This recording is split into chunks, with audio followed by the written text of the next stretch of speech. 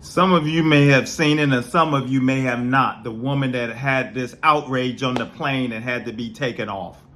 I'm going to show it to you right now.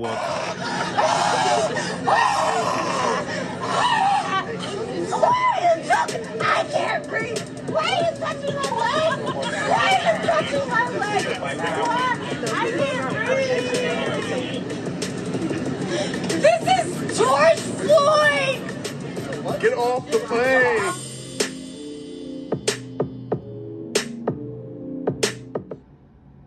And as you can see, she's in this rage and says something about George Floyd and all of these different things. And what is crazy about it is we don't know if she's drunk.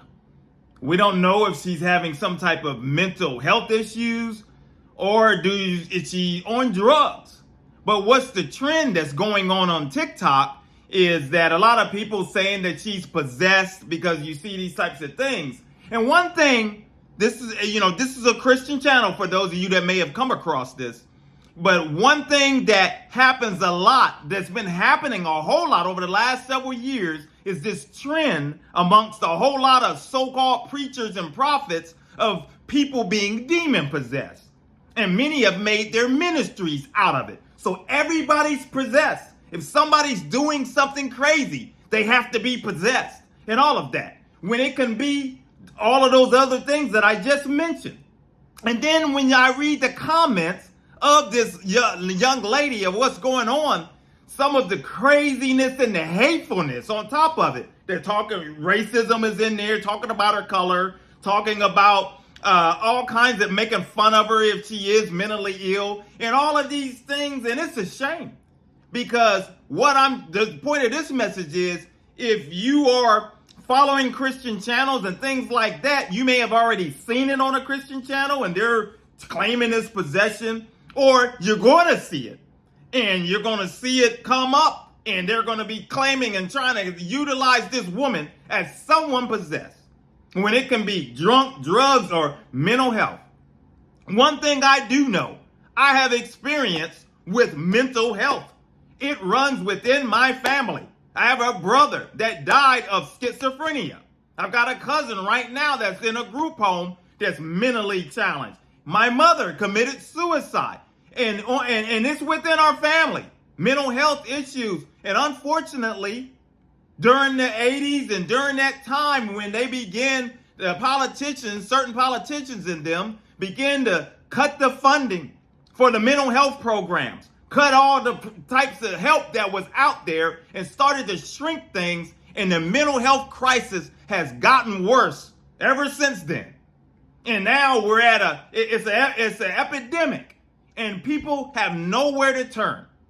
I volunteer and help out with a crisis center and things. And I see the turmoil and the things that young people are going through and all of the different things people are battling. And it's just not enough help.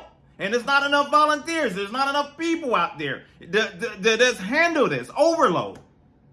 But if you are out here making fun of people for their mental health or trying to cash in and claim that it's something demonic all the time, when the devil, let me give you a lesson for some of you. The devil doesn't want to be seen.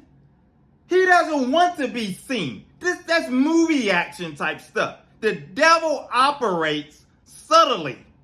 People got this misconception that he's in the big red, like they talk about the red suit with the pitchfork, and you can see him there's any and everywhere running around. He works subtly. Very subtle. He wants to stay low.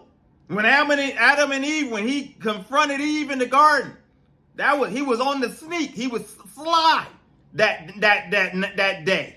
Adam was asleep, and here he was.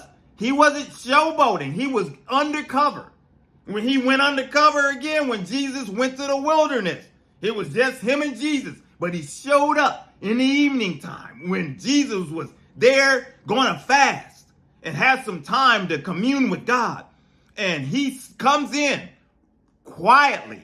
And that's what he does within many of people's lives.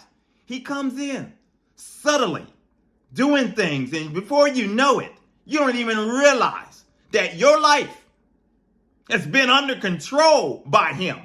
Whether it's you controlled with a sexual addiction, whether you controlled by drugs, whether you are controlled for the love of money, whether you're controlled by power, greed, and you name it. That's how he will operate, and he will come. He's not going to have people this all the time foaming at the mouth. And as you see in an Exorcist type movie or something, where people think that this is how it is.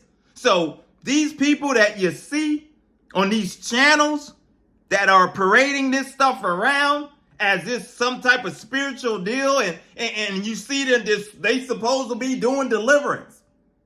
And most of these deliverances, they call themselves casting out a demon. But there is nothing of giving them the word of the Lord, having them repent and get themselves in right standing with the Lord, because you can cast out all the demons you want if they haven't committed their lives over to the Lord. They're going to go fall right back into whatever got them in, whatever that led them to allow that demon to get into their life. You have to repent. You have to walk away from what you're doing.